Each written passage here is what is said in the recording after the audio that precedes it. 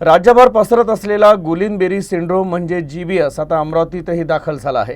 अमरावती येथील 65 वर्षीय एका इस्माला जीबीएस संसर्ग झाल्याचं वैद्यकीय अहवालातून समोर आलं आहे।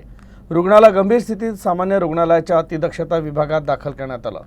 रुग्णालय प्रशासनानुसार रुग्ण 12 दिवसांपूर्वी पुण्याहून जिल्ह्यातील मोर्शी तालुक्यातील अष्टगाव या गावात प्रवास करून आला होता।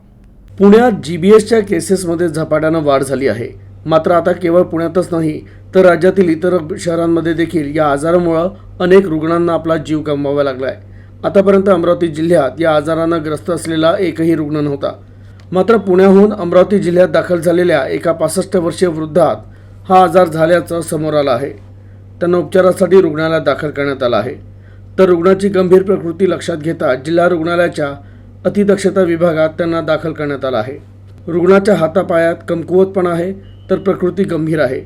जीबीएस रुग्णांची वाढती संख्या लक्षात घेता राज्य सरकारनं आरोग्य विभागाला आवश्यक ती पावलं उचलण्याचे निर्देश दिले आहे।